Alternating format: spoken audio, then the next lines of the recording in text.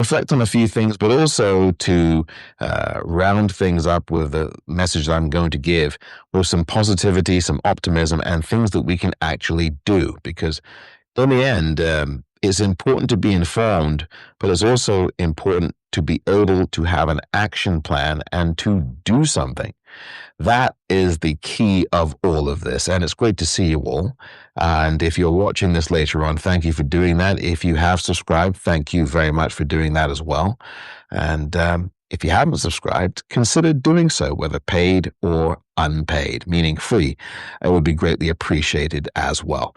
So, of course, I want to actually start out by sending my deepest and most heartfelt and profound condolences to the family of Renee Nicole Good, who was executed yesterday in Minneapolis by an ICE agent named Jonathan Ross. And what we all should demand is justice for the family of Renee Nicole Good. And again, my deepest and most heartfelt condolences to her family.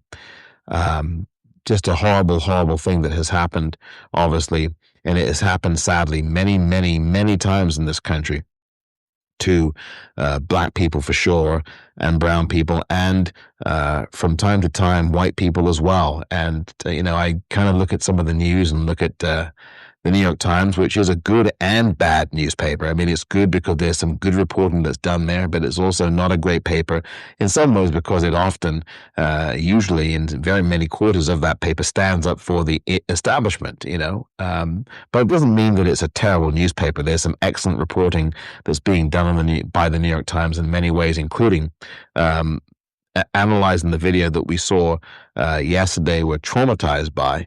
But I guess really what I want to get to about Renee Nicole Good is that this has been happening for so long. There have been lots over the years of white people in this country who have been killed by white mobs or killed by white police. Or any police, be they black, white, or anyone else. We've seen what happened to Justine Demond in Minnesota, a white Australian woman in 2017, where a Somali cop, a black cop, killed her, shot her through a police car door when she was trying to report that a rape was taking place or some kind of other sexual assault. That happened in 2017 in Minnesota. We've seen this over and over again in Minnesota. We've also seen what's happened, of course, throughout history at Kent State back in 1970, where at least four white people were shot dead on the campus at Kent State by government police, by National Guard, Ohio National Guard. That's J.D. Vance's state, Kent State in Ohio. We've seen this with Viola Liuzzo in the 1960s when she was killed, a white woman in Michigan who came down to register black people to vote in the Deep South. She got killed by Klansmen. And so we've seen this with Pastor James Reeb, a white man from Massachusetts who got killed in the 1960s in Selma. So this is not new, and I'm not saying that to blunt what's happened. It was really awful what happened to Renee Nicole Good, and I just think that some of the newspapers act as if this is the first time this has ever happened, and I hope that this is a wake-up call to a lot of white people in America who didn't think that this could happen to people who look like them. We as black people have said for many, many decades and centuries that this is what the United States is, and that this is something that white people need to really wake up to and try to do something about. And a lot of that fell on deaf ears over many years. There are some white people who understood that and have done what they could. Look at Heather Heyer. I look at her as an example, as she got killed. There are white people out there who certainly do recognize what this is and understand that and are under no illusion about that. But there's still, in my view, a great many white people in this country who still don't think that this can happen to them, or don't have any kind of empathy for when it happens to any kind of person, And the sad thing is I actually think that there are still going to be a lot of white Americans whom, if Donald Trump were to run again and I would never rule that out, even with his health, I still think there's a lot of white Americans who will continue to vote for this guy, even after what happened to Renee Nicole Good.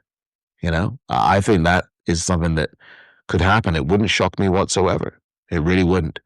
But I guess the point I'm making here with all of this is this has to be a wake-up call for those white Americans who still think that this is not going to come to them, that ICE agents aren't going to do this in their neighborhoods, and that there's only going to be Democratic neighborhoods. Because I still think that there are lots of people who think that that is only going to be confined to Democratic areas.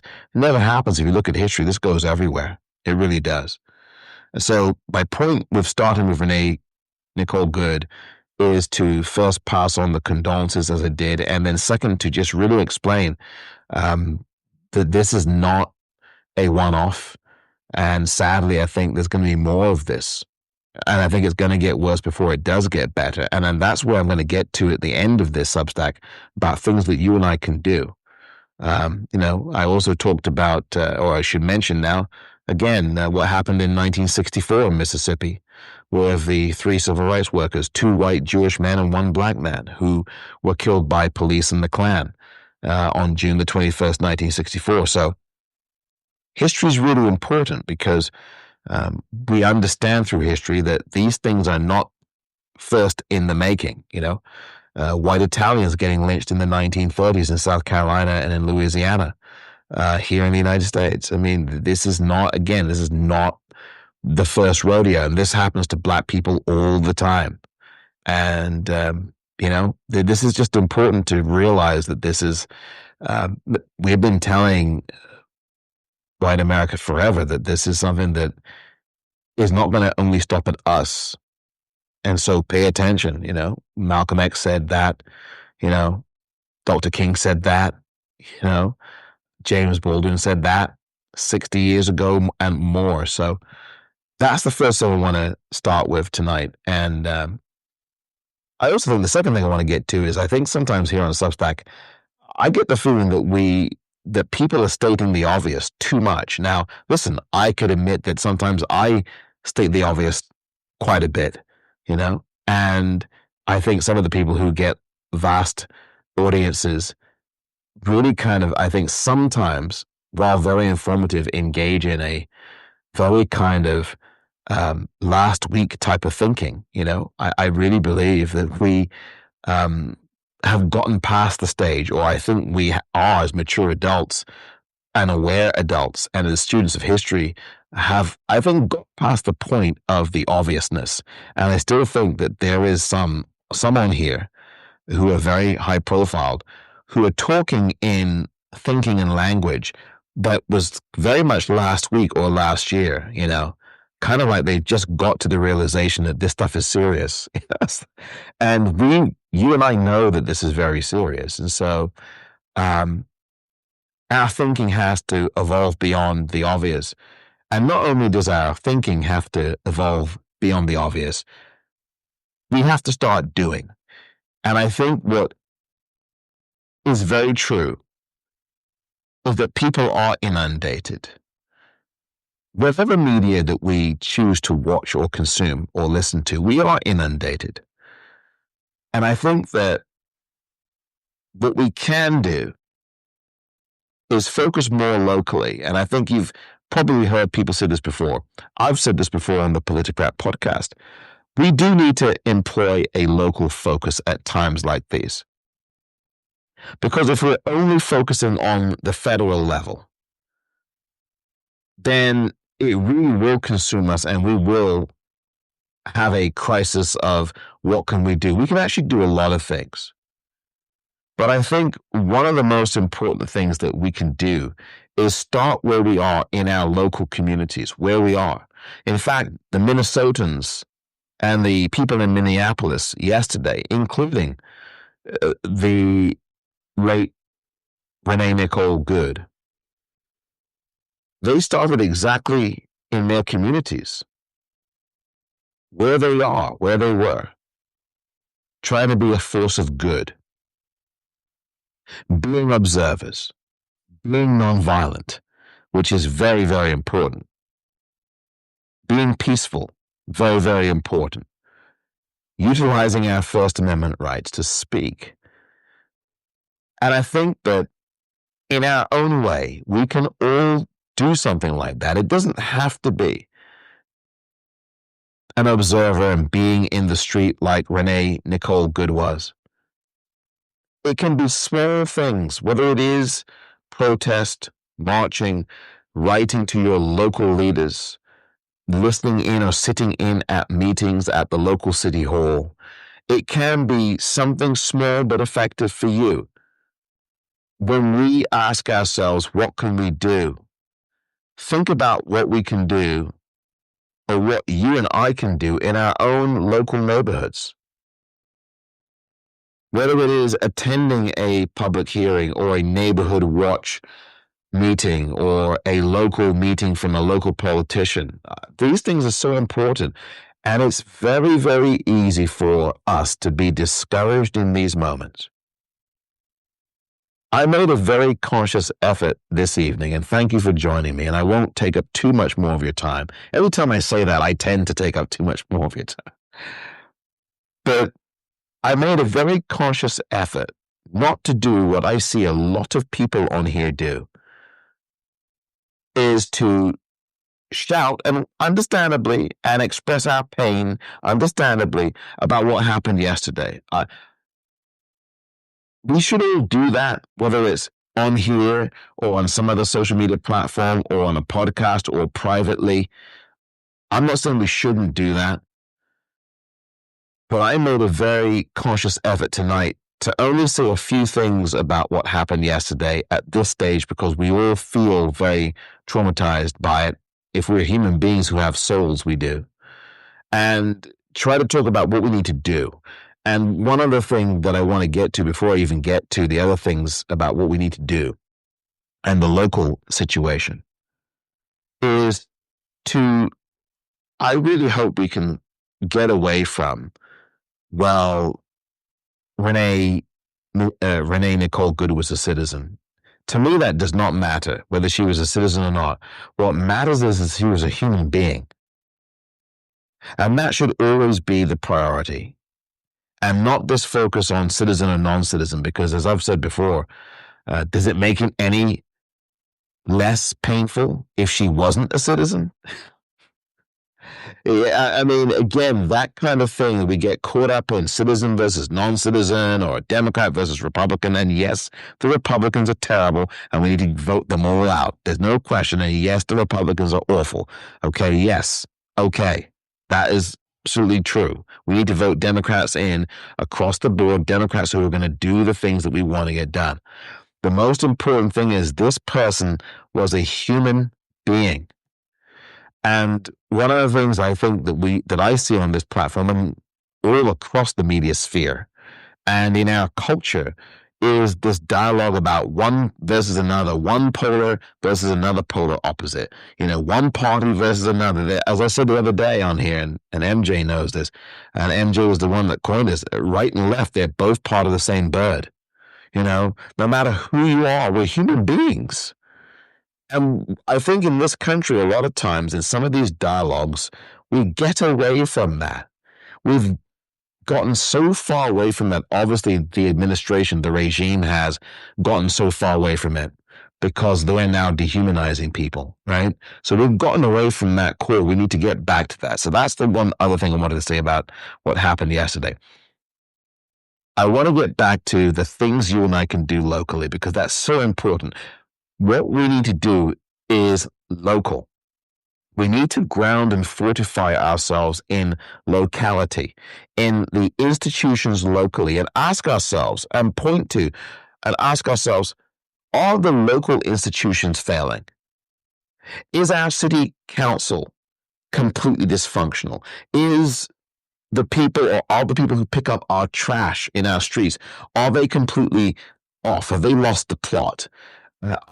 Are the people who run our city government or our town government, are they completely out to lunch? Or are they doing the work locally that needs to be done to keep our communities not only safe, but healthy and thriving and energetic and educated and enlightened and so much more. We have to get back to those things that are closer to our core selves, to our core beings, right? Because although we're getting bombarded up here with all of these things that are happening and that are serious, and we should understand that, we need to go back to locality, and all politics really are truly local. We have to get back to attending local meetings online. There are lots of state legislatures and lots of local town halls for local governance, municipal governance, that you can look up in your local town. Look them up online. They do live streams. You can listen to them. You can watch them. You can view them later. You can attend your local council meeting if you have a chance to do that, if you're not busy with work. There are so many things we can do locally, and I'm telling you, this will make you feel better. It will. Your mental health will be better. Your physical health will be better. If you participate, even for a few minutes, and if you interact with people, not only on here, but outside of here, in real life, actually beyond the Substack realm, it will make you feel better. Understanding what's going on in your local government will make you feel better, and impacting that by interacting with local officials, whether you've elected them or whether you haven't. If they're running your local government, if they're people who are at town halls, in meetings, you need to reach out to them. You need to talk to them. You need to interact with them, build a relationship with them, build a rapport. When they have local meetings in your neighborhood, attend them.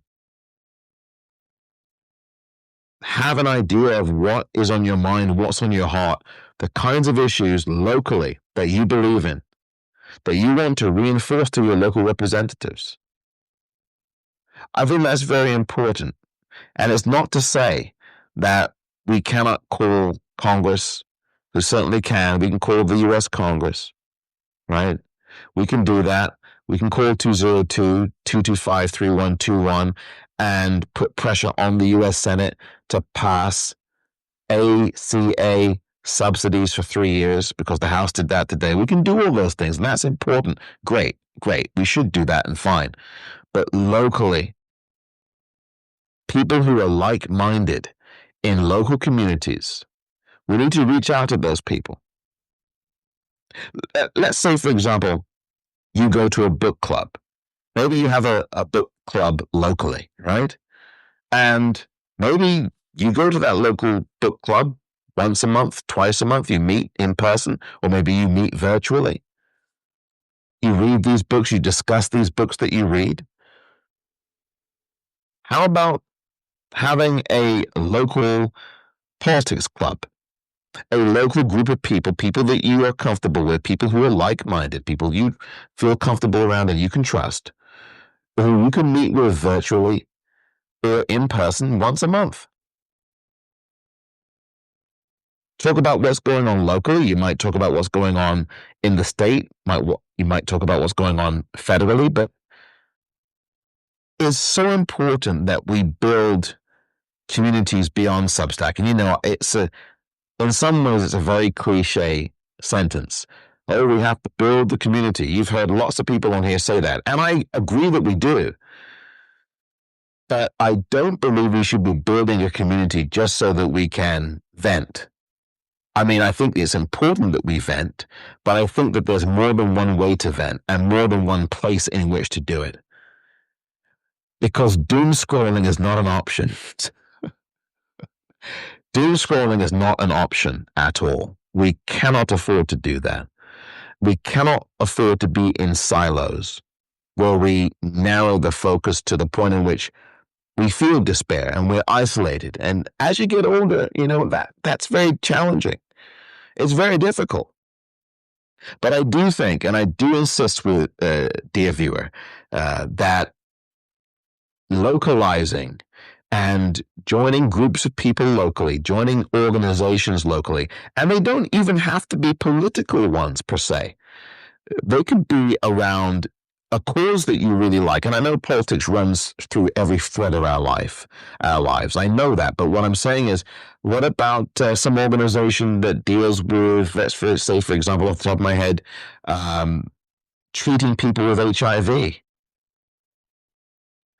or a group that takes care or addresses issues around people with disabilities, or a group that deals with, for example, empowering women, or a group that is a small business community that deals with the challenges of small business in this day and age. So it doesn't even have to be explicitly about politics. It can literally be about something that you like and enjoy doing, that gives you joy, that gives you pleasure, that puts a smile on your face. And you can come together around that in your local neighborhood, in your community. Why not? Maybe you can start that group yourself. People are searching for people who are unafraid. People are searching for people who are movers and shakers. People want to see fighters. They want to see people who are going to fight. They want to see people who are going to get animated and passionate, and not just get passionate, but actually put some action behind that empowers and lifts people up. That is what people are searching for in 2026. People are fearful, and understandably so, but courage is having that fear and moving forward anyway. Courage is the ability to move beyond the despair that's understandable in this moment. The trauma that is being heaped upon us is done very strategically. I think we all are aware of that. And it is time for us to really find those areas, and find the areas in local governance, find areas in local groups, find areas in your friendships. If you have the same political mind as your friends do, gather your friends together. Have a book club. Have a meeting about strategy for what you're going to do in 2026. Right? Solutions-oriented stuff is important to me. And I believe, and I know it's important to you. And it's really important to start talking about the solutions. Because I hear people talking about national strikes and all the rest of it. And yes, does that work in a lot of other countries like Italy, and it worked in the past there? Yes. It doesn't work in the United States. And then I would ask the people who are calling for things like national strikes to really think about this. Who's going to pick up your trash? If there's a national strike that you're advocating for, who's going to pick up your trash? Who's going to mail you your letters and packages? Who's going to run your local library? Who is going to keep open the grocery stores, the restaurants?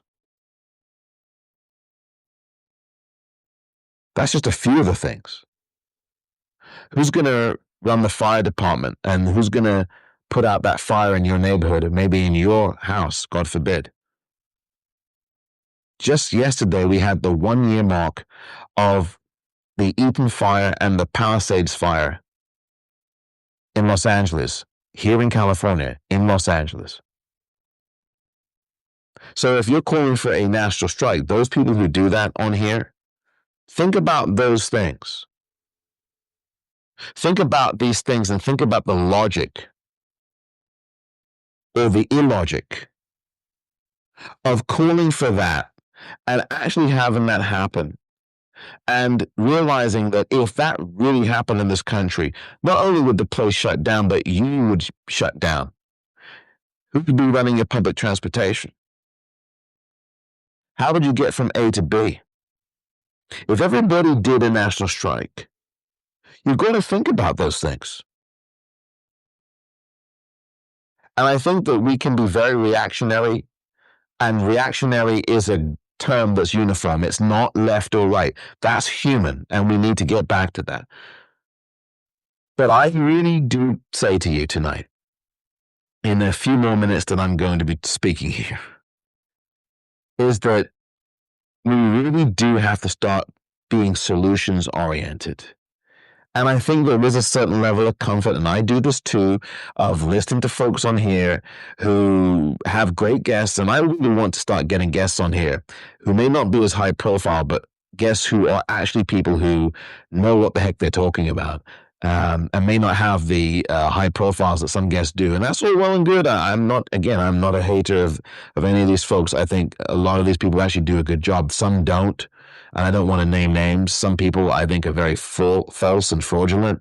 And if you think I am, I'll say this before, if you think I'm false and fraudulent, then you have every right, as you obviously know, not to pay any attention to what I say or any of the things I do or any of the podcasts, the podcasting that I do with the Politicrat. I source everything I do. Anything I post is sourced and referenced back or it's linked. You have the right to discern who is giving you information that you can trust and who's just giving you a song and a dance. But one of the things I really want to do and what I aim to continue to do is provide solutions. What we are going to do. Because ultimately, we the people will have to do the things. As the politicians follow us, right?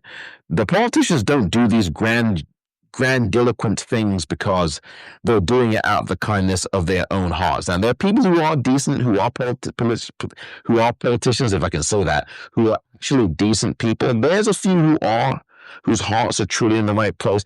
But politicians as a body don't just wake up one morning and do this. They do this because we pressure them to do it, because we flood their voicemails with phone calls, because we write them, we email them, we text and fax, we do whatever we do. We social media them. But what we need to do individually and collectively in our neighborhoods is to really get together peacefully, positively, and talk about the things that matter to us and develop a game plan for local governance, for contacting local leaders, and also a strategy, obviously, for voting throughout the year, whether it's voting locally or voting on the state level or voting in these midterms, which we know are everything. And some of those strategies include the following. As I've already said, assembling people that you trust in your local neighborhood, your friends, in your local groups, and meet either in person or online. Pick out the issues that really matter to you. The core that matter to you locally and matter to you as a human being, period, right? The things that you really feel strongly about, that you want to advocate for. Come together with people around you and discuss those things. Have an action plan. Join an organization. Make it local, though. You will see how empowering that is for you. I've tried this. I know. I've done this. I've done this here in this city that I'm in. And I will continue to do it. If you are shy and are not one to be the voice of a group or don't want to do that, join a local organization and talk to other people in that organization about what the organization is doing. There's so many local organizations. And it might be an organization around gardening. It might be an organization around tenants' rights. It might be an organization around housing. It might be an organization about agriculture, groceries. It might be an organization around public safety, physical safety. It might be an organization around education. Attend a school board meeting. These are things that are happening in your neighborhood, in your town, and you may not even realize it. You may not have even opened your mind to the possibility that you have a real impact and you have more power than you think you do. You're being beaten down and you're being discouraged and all this information and all these headlines and all these news stories, and I talk about them on the Politicrat myself, but all these stories from what's happening in a place on the East Coast. The question is, do you know what's happening in your local neighborhood? The question is, do you read any of your local newspapers? The question is, do you go to local meetings or watch them or watch them on a live stream from the comfort of your own home? And do you know what's being discussed? Because these things ultimately, dear viewer, are very important, right? You have to know what's going on in your own neighborhood. You have to know what's going on in your city. And you have to engage, I really truly believe this, with the political figures, the leaders, the elected officials who are responsible for what's happening. And thank you, Yvette, for telling me that. And I apologize for those of you who experienced the Frozen experience, not the movie, but this Frozen experience, because, yeah, we don't want that. Thanks, Yvette, for actually pointing that out. I was not aware of it at all here. But I do apologize for anyone who experienced what Yvette experienced, which was a frozen screen. So I want to repeat a little bit of what you might have missed. Yvette, what you might have missed me say, Yvette. We need to laugh a lot more too, by the way. That's something that we're not doing enough of, right? I get it. Yes, things are difficult. There have been a lot more difficult times than these in U.S. history. People have got to remember that and not lose sight of that. Times are much worse than the times we're living in, right? By the way, okay?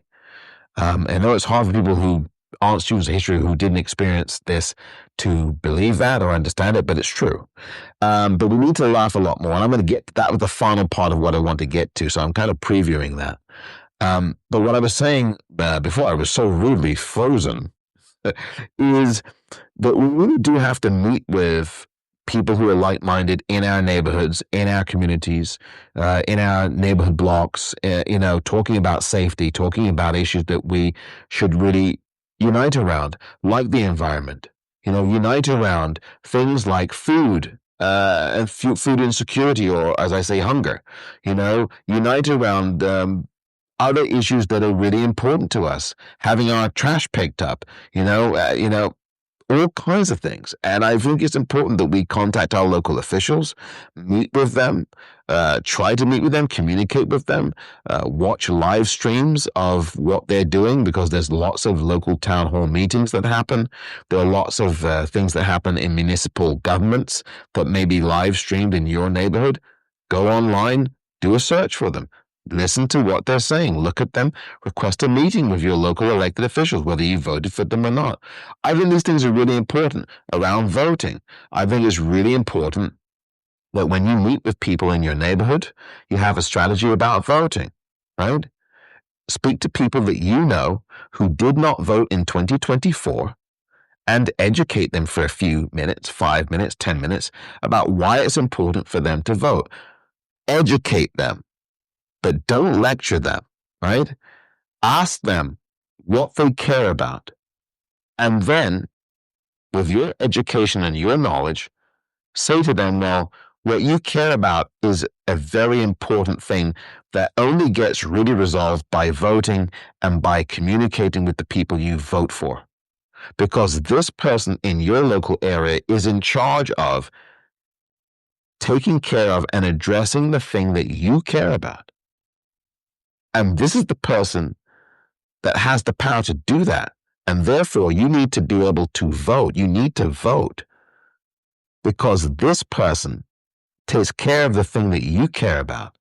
And the only way that you have an effect on what the person that takes care of what you care about, the only way you can have an effect on that is by voting.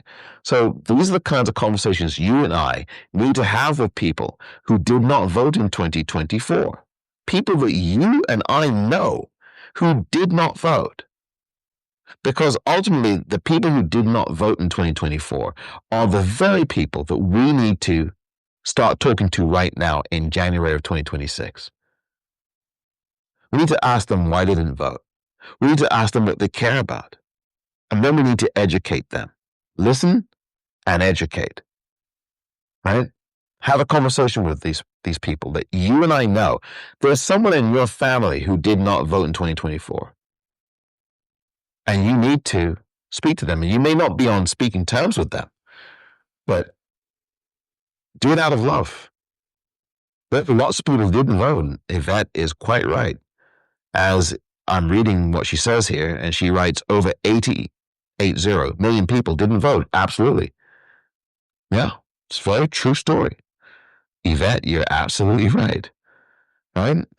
And we can only focus on the people we know, because if we, and it's true that 80 million people plus did not vote, but if we use that number and go, oh my gosh, that might overwhelm someone.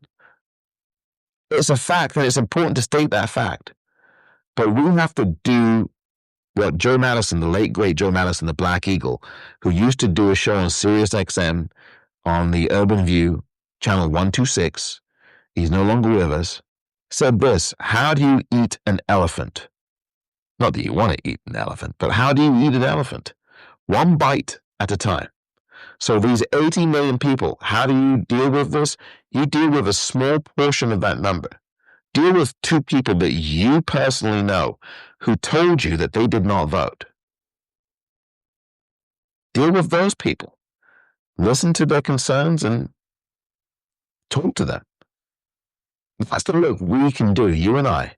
We can do that work if we want to. It may only take 5 minutes. You may have a very busy life. Lord knows I know I do. And I'm sure you do as well, right? But if you can find 5 or 10 minutes to do that in the next couple of days, maybe over the weekend, you should try doing that. But community is really important locally, in real life, beyond the 4 walls or whatever of Substack. We need to start getting out there to the extent that we can, if we can. Exactly. Focus on a micro level, as Yvette just typed in there. Focus on family, co-workers, neighbors. Exactly. This is exactly what I've been saying. Absolutely. Focus on people in your inner circle, people that you know, right? You have to do that, because if you can focus on a small area of people, whether it's family members, friends, co-workers, neighbors, you've done a lot of work right there. And it's getting local, getting close to our core. It will fortify us, and it will make us feel like there is an impact going on. It makes a real difference. It really does. It's not cliched. This is really, really true. And the final thing that I really want to get to tonight after the solutions is the all-important self-care part. Self-care is critical right now. It always has been, and it always will be. Critical at times like this, and critical when things aren't rough as they are not as rough as they are right now.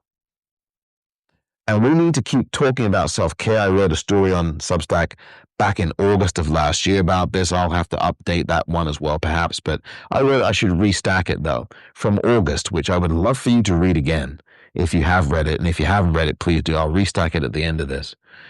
Self-care is so critical. There's so many. I'm going to do another live on this in the near future about self-care. But I want to just say a couple of things. It's so important that you get sleep. And I know it's 10 o'clock on the East Coast at night, and wherever you're watching this from around the world, it's a different time wherever you are, as I'm recording this live right now, whenever you watch it later. It's important that you get sleep. It's important that at least an hour before you get to sleep, that you turn down, if you are able to do this, lower the amount of light that you have in your house or in your apartment or wherever you live. Dim the lights, have some candles instead, or have lower light so you acclimatize your body to sleep. Circadian rhythms, as they are called, CIRCADIAN. And you can go look this up. There's a lot of research done on circadian rhythms and rhythms that tell your body when to sleep, to adjust to light, all these kinds of things. New York Times did something about this actually recently as well. But this is something that I have not borrowed from any publication. This is something that's worked for me. What I tend to do before I sleep is, and this may not work for everyone. I'm just saying what I do. What I do may not work for you, right? It may work for your next door neighbor, but it might not work for you. But what I do, at least an hour before I sleep, is close the curtains. Excuse me, close the curtains, close the blinds, have low light, dimmer lights. Dimmer lights are very good because you can lower them to an acceptable level. It doesn't keep you completely dark. If you want to go completely dark, that's great too. But dimming the lights down an hour or two before you sleep is a really good thing. Why? Because it already prepares your brain and your body to start to tell, your brain tells your body it's time to wind down, time to sleep, time to just slow it down a bit. After a long day's work or a lot of time online, which I really would recommend that you really reduce the time you're online. That's a whole separate thing. But I really want to focus, since we are doing this at night, on the sleep part. Lower your lighting. Have less lights on. If you're someone that maybe you sleep with the lights on because, you have fear, there's a trauma, there's some situation in your life that you've been traumatized by, have one light on, and that's fine. Because I do recognize that there are people who, for whatever reason, some awful thing may have happened to you or to some other person, and they have to have a light on. You may have to have a light on. So I am not ignorant to that. I am very sensitive to that, right? So if you need to sleep with one light on, then you do that. I would say sleep with a dimmer. If you can have a dimmer light, even better. But my whole point is to lower the light in your apartment or in your home, in your house, because it can really help you start to sleep. You might be an insomniac, but one of the things I strongly recommend is lowering light.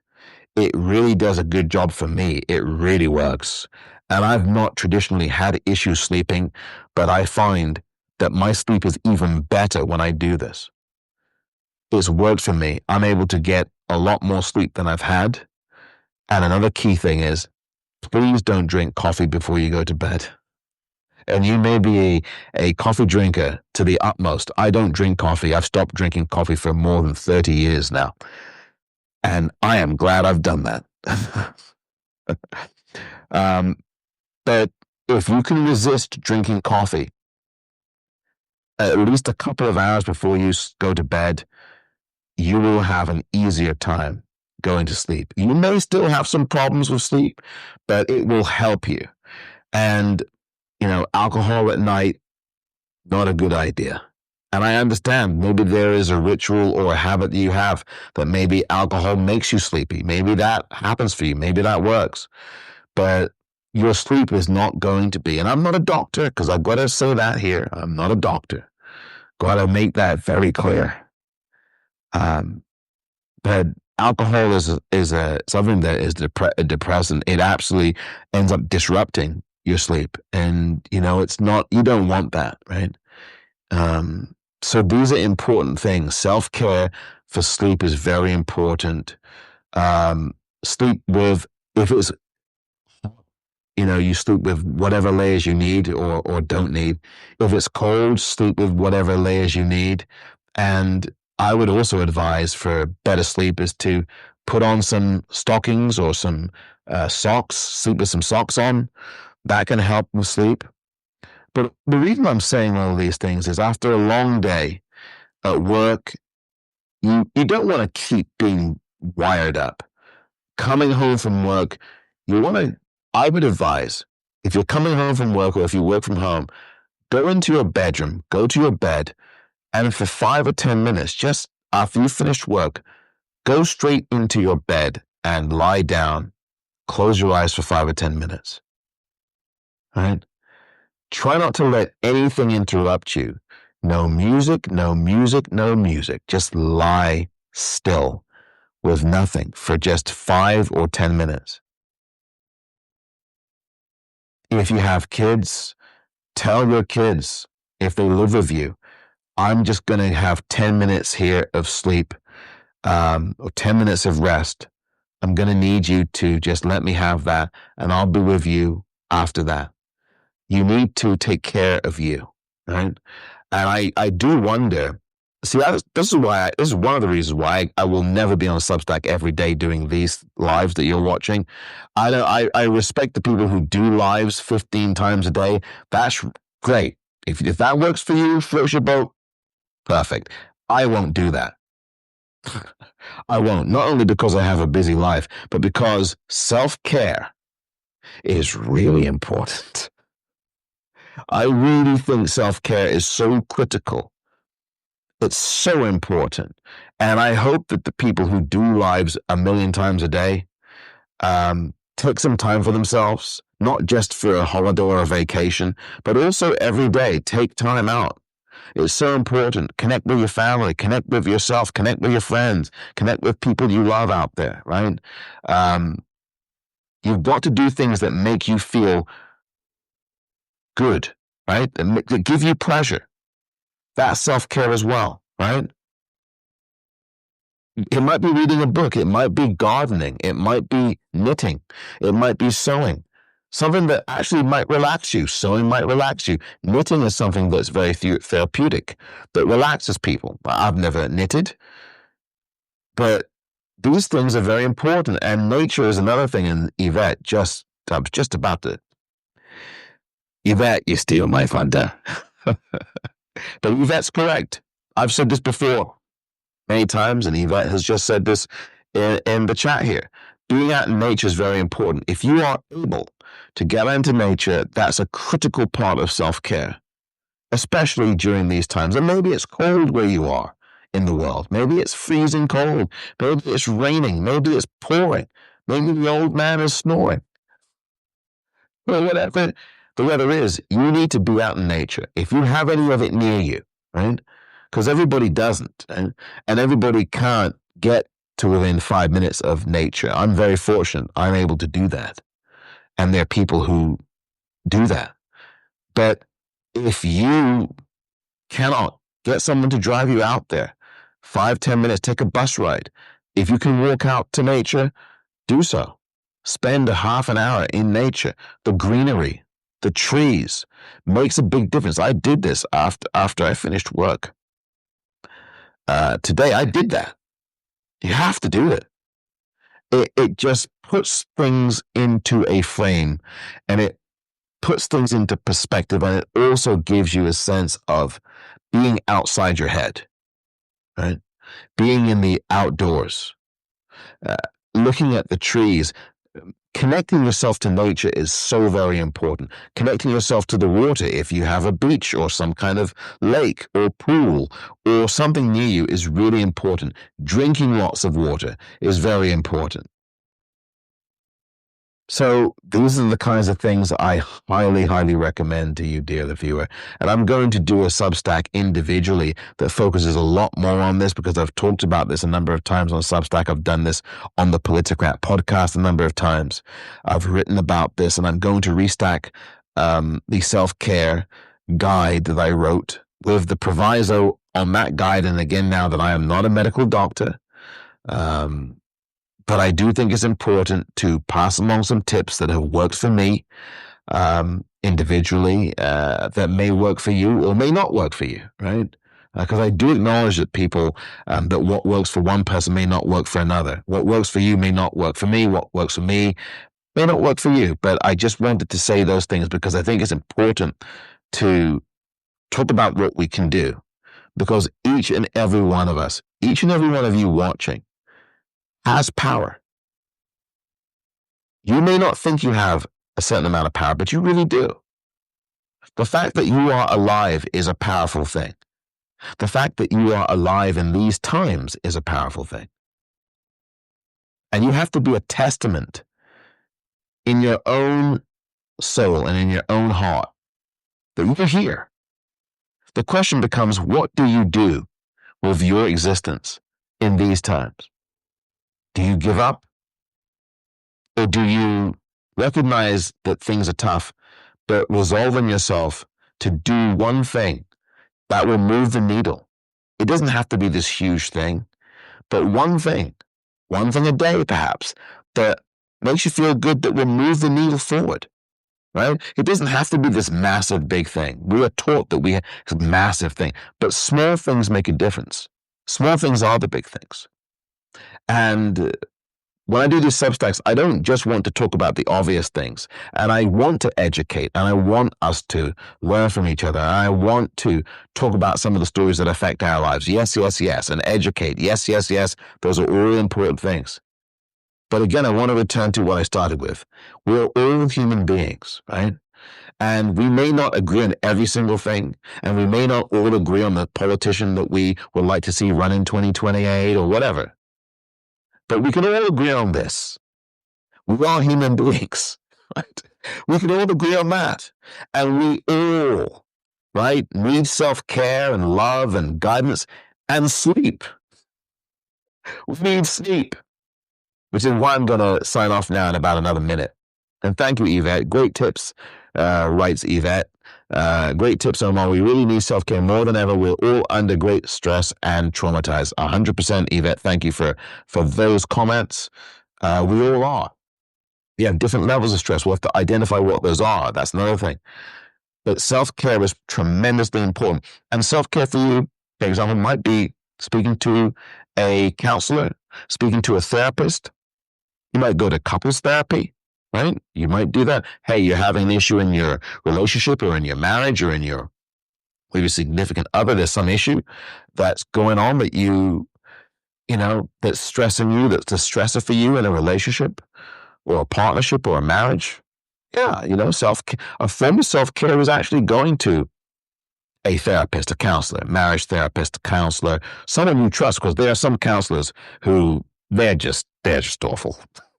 They're just there to, and forgive my cynicism because I am cynical.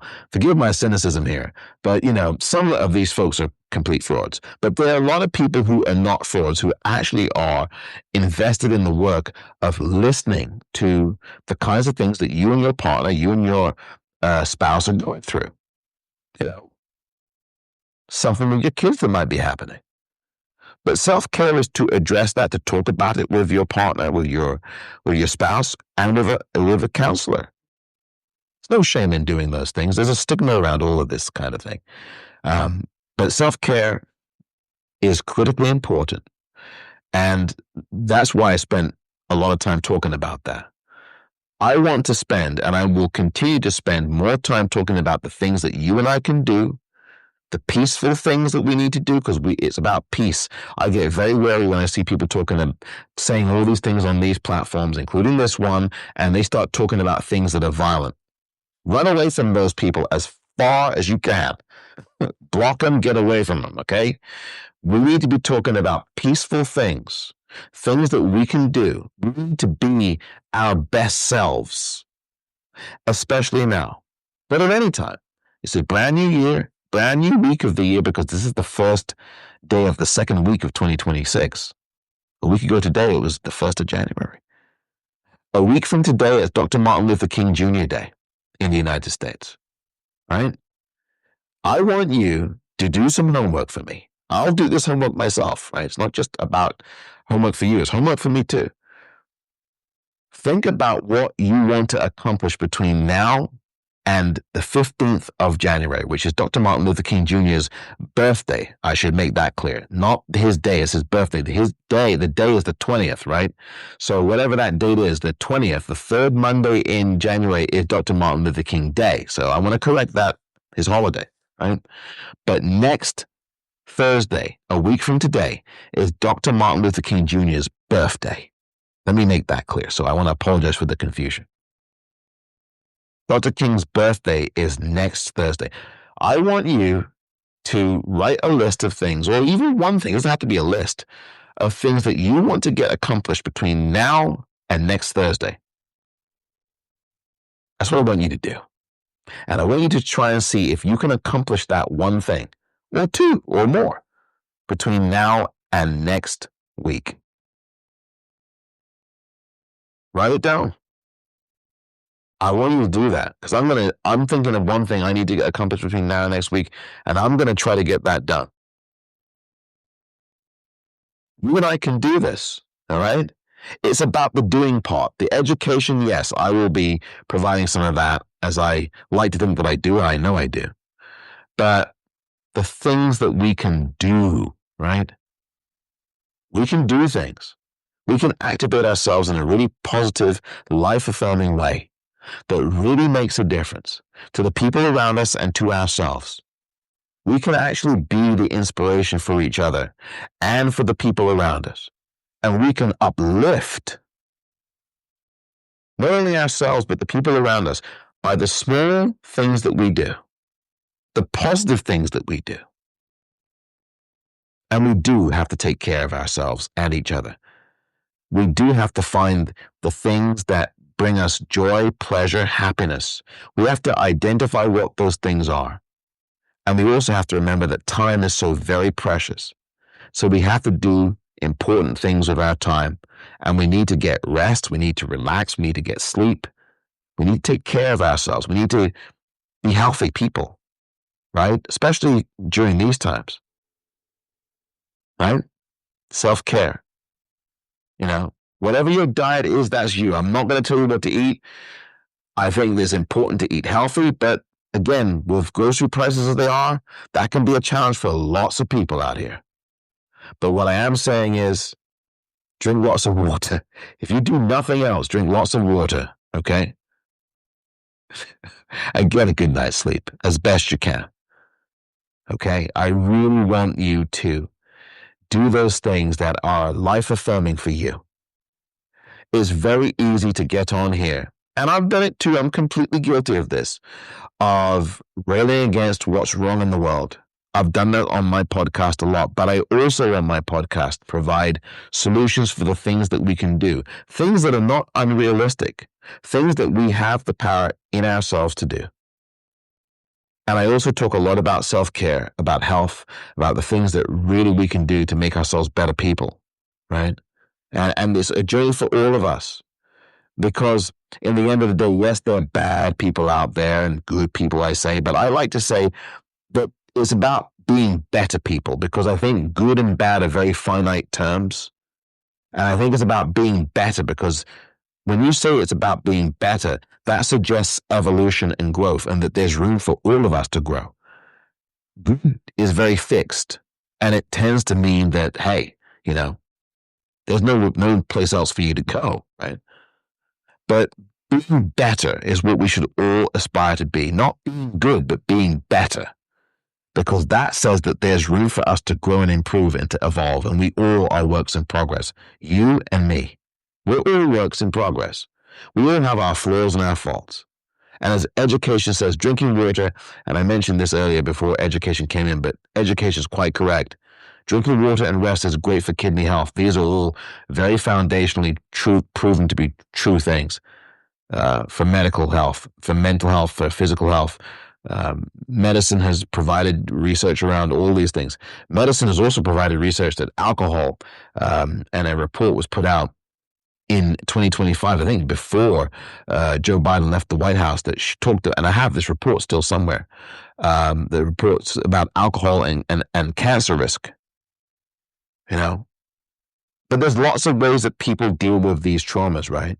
And sometimes they're dealt with in healthy ways and not so healthy ways. But the goal of this particular Substack that I do, and other Substacks that I will do in the future, and the ones I've done in the past, and the Politicrat podcast, which I would really love for you to listen to and subscribe to.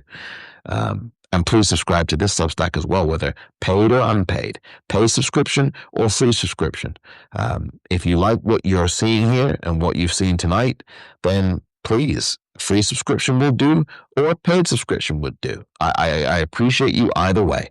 I thank those of you who do the paid subscription. Thank you very much. And those of you who do free subscriptions, thank you very much.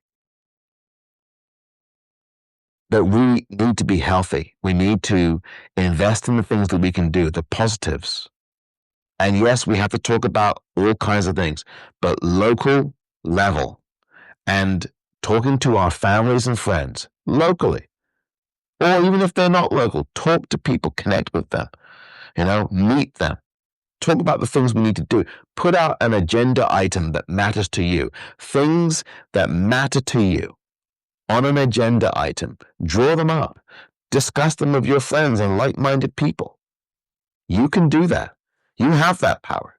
That's not something that someone can stop you from doing, right? So there's small things. We have to hold on to the local things, the things within us, the local communities.